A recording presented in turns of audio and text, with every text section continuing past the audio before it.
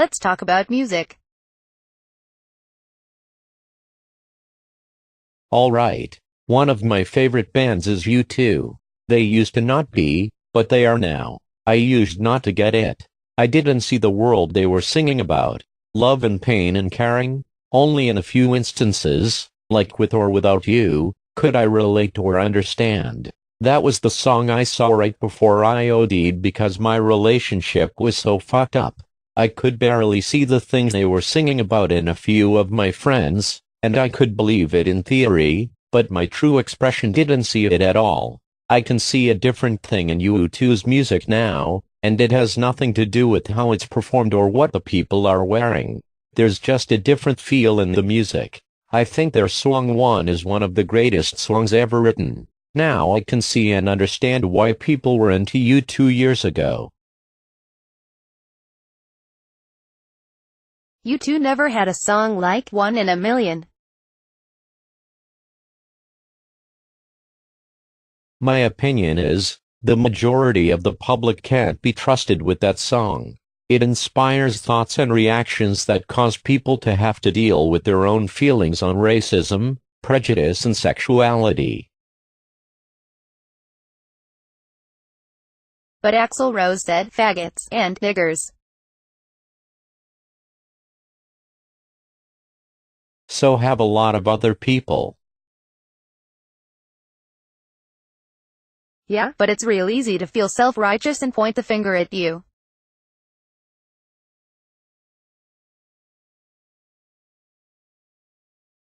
I wrote a song that was very simple and vague.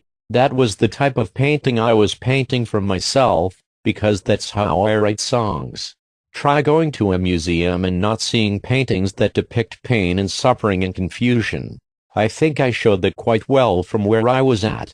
This song most definitely was a survival mechanism. It was a way for me to express my anger at how vulnerable I felt in certain situations that had gone down in my life. It's not a song I would write now. The song is very generic and generalized, and I apologized for that on the cover of the record.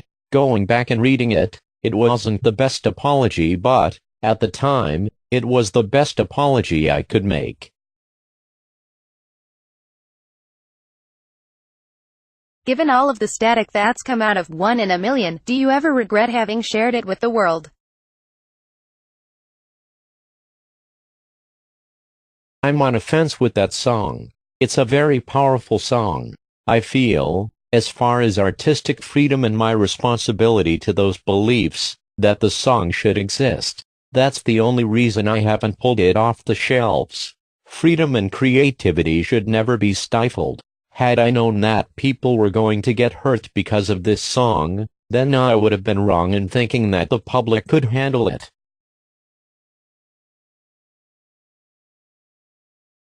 Have you written any new songs? Yeah, I have written one, but it doesn't have a title yet. Why? Because in the time that's been a lot of GNR, you certainly have released a lot of important music. One has to wonder what's next.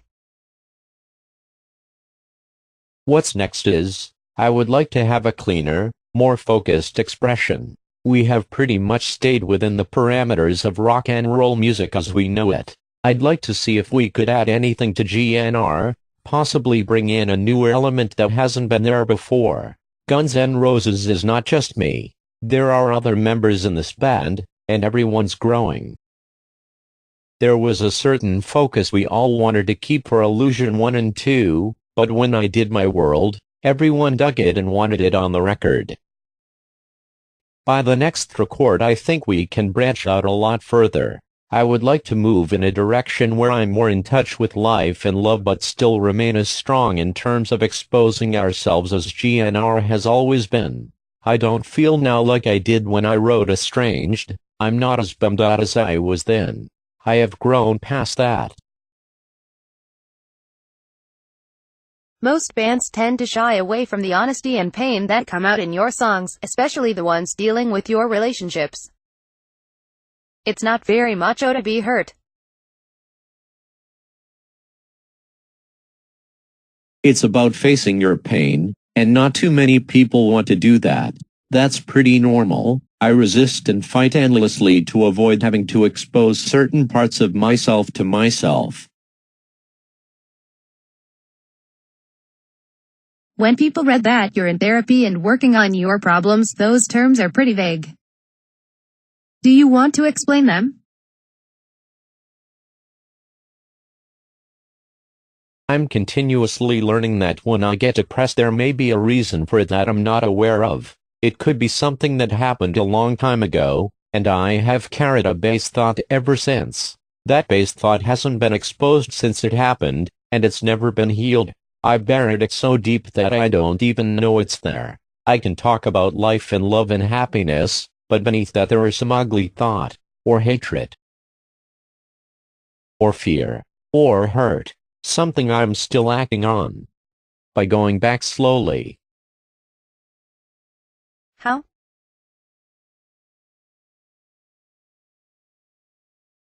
There's all kinds of methods, but it's basically figuring out how you feel and what really bothers you, getting more focused. Then, with my therapist, I work on releasing my unconscious mind. Unless your true self is in pain, why would you want to be detached from it? Yet most people are detached.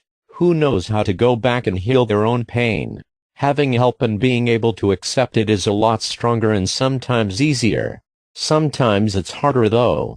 I mean, who wants to need help? I found someone I trust and can work with. The methods aren't necessarily important. What's important is the getting there and the healing. A therapist could talk about it better than I could, and if I do, it may throw certain people off. It probably sounds very weird, but the important thing is that it's working. I have certain emotional, mental and physical problems that I don't want to have to live with any longer than I have to, so I'm obsessed with getting over them. The only way a person can tell if they need help is if underneath however happy you think you are, you know that you're miserable. I've been miserable for a long fucking time, and now I'm not so miserable. There's definitely been a noticeable change for the better in the way you carry yourself. I still carry certain punk elements, but if I lived like that now, I would be going backward. People need to go through their different stages. Some band made up of 19 or 20-year-olds who say, everything sucks, has a right to feel that way, and they have a right to express themselves. But there is life after 21, if you can get to it, which is a bitch for all of us. Who knows, I could get really depressed and overdose next week, but I don't think so, and I'm hoping. Do you take your therapist out on tour? Sometimes, when I feel I'm going to be needing to do some work. If we weren't on tour, I would have concentrated harder on getting this work finished and then gone out, but that was impossible. The albums needed to be worked. It's not so much because I wrote them, but I feel November Rain and Estranged have a chance at getting embedded in music culture. So I'm gonna fight for them and seed them with as many people as possible. I get bummed when I hear a great track off a record and the artist says, yeah, but the public wasn't into it. I'm like, what do you mean? The public wasn't into Jungle, either.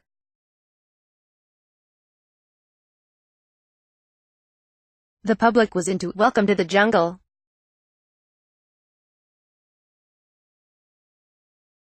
Not necessarily, dude. We released it 3 times.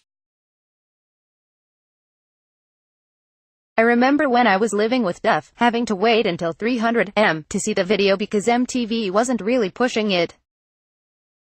Then it fought its way to being the most requested video, so it's pretty hard to remember it not being successful.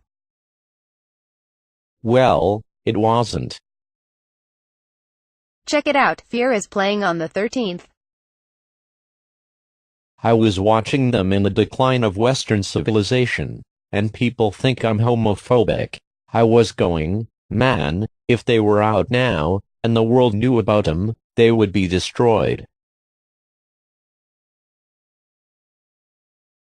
Yeah, but bands like Fear, The Germs, and The Pistols could say just about anything, and the media really wouldn't have cared, because the bands were labeled punks.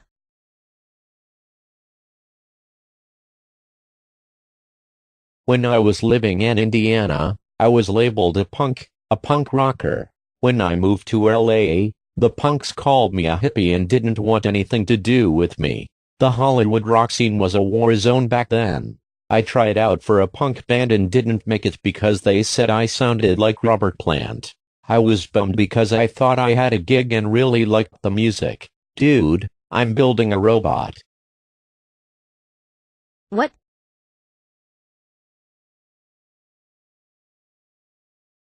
I'm building a robot. It's about 7 inches tall, and it's called a TXR-002. It's remote-controlled and kind of looks like the robot that fought RoboCop and RoboCop 2. It's got these lights, and it's totally radio remote. It's got a motor in each leg and walks around. You should get two and make them fight. That's cool. I haven't put a model together since I was a kid and I would smash them. Today I was watching my Decline movies and doing business on the phone while I was building a model, and I was thinking, I'm turning into Slash. You recently went public in Rolling Stone about your childhood abuse.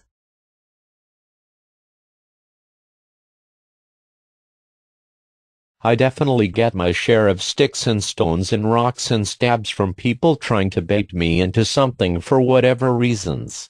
I would like to be more actionary than reactionary. I have a lot of damage and I'm not saying that like oh, pity me, or anything. Instead of being myself, I was definitely a product of my environment, and that was something GNR has thrown back in the world's face.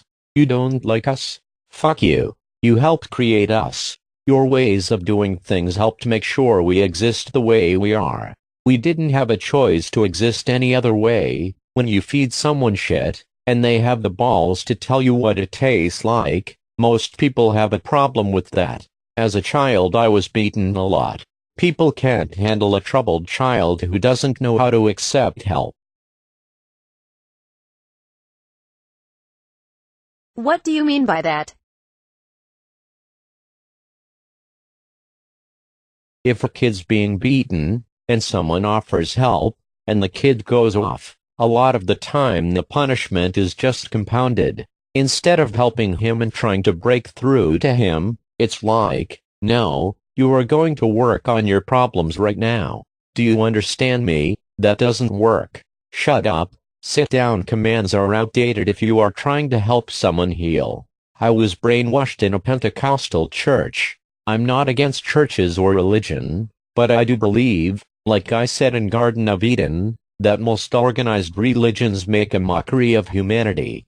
My particular church was filled with self-righteous hypocrites who were child abusers and child molesters. These were people who'd been damaged in their own childhoods and in their lives. These were people who were finding God but still living with their damage and inflicting it upon their children. I had to go to church anywhere from 3 to 8 times a week. I even taught Bible school while I was being beaten and my sister was being molested. We would have televisions one week, then my stepdad would throw them out because they were satanic. I wasn't allowed to listen to music. Women were evil. Everything was evil. I had a really distorted view of sexuality and women. I remember the first time I got smacked for looking at a woman. I didn't know what I was looking at, and I don't remember how old I was, but it was a cigarette advertisement with 2 girls coming out of the water in bikinis. I was just staring at the TV, not thinking, just watching, and my dad smacked me in the mouth, and I went flying across the floor. Someone can say, dude, just get over it, yeah? Fuck you. Whether I wanted it there or not, that incident was locked into my unconscious mind. Whenever there was any form of sex, like a kissing scene, on TV, we weren't allowed to look. Whenever anything like that happened, we had to turn our heads. Dad had us so brainwashed that we started turning our heads on our own. We scolded each other. My mom allowed all of this to happen because she was too insecure to be without my stepfather. She assisted in me being damaged on a consistent basis by not being there for me or my sister or my brother. I have always felt this great urge to go back and help my mom. I felt obligated to, but I don't anymore. She fed me and put clothes on my back, but she wasn't there for me. I'm still experiencing anger over this situation, but I'm trying to get over it. Burying it doesn't work for me anymore. I buried it for too long. That's why there's a gravestone at the end of the Don't Cry video. I watched almost everyone in this church's lives go to shit because their own hypocrisy finally consumed them.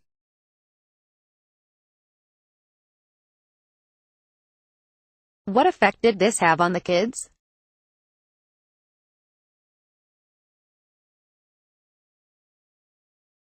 Well, it gave us a real high opinion of God. It really confused things. The Bible was shoved down my throat, and it really distorted my point of view. Dad's bringing home the fatted calf, but I was just hoping for 2 hamburgers from McDonald's. We were taught you must fear God. I don't think that's healthy at all. I'll tell you, I don't know what God is or isn't, but I don't fear him or it. I feel a hell of a lot better about that. I'm not afraid of it anymore, and I don't feel like I'm being punished by it with the obstacles that occur in my life. If I sound a bit self-righteous, I'm not. I'm just pissed off for, not it, people. I don't like seeing people miserable, and I don't like watching people killing themselves while they're telling me they're happy. With the help of regression therapy, I uncovered that my real dad, not my stepdad, sexually abused me. The most powerful anger was this 2-year-old child's anger because it was hurt. Nothing could really scare me, because I'd already seen hell. I would been killed at 2 and lived through it, and I was miserable because I would lived through it. I was miserable for 28 years. My stepdad came into my life when I was 3 or 4, and I didn't even know my real father existed until I was 17. I was separated from myself at an early age, and my stepfather made sure I never put myself back together, with his confusing mixed messages of love and brutality. He would love me one minute, then beat me the next. I have had to learn how to shed both of these men's personalities. I'll take 2 steps forward, then 1 step back, but I'm into it. A lot of things are new to me now, but I won't let my fears stop me from progressing.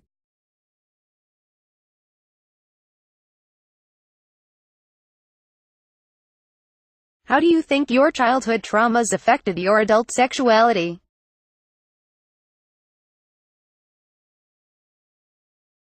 I couldn't be with someone sexually in a nice way, because I was made to feel like I was doing something wrong, even if it was someone I liked. The only way I could enjoy sex was if I got into being the bad guy. Finally, I grew tired of being the bad guy.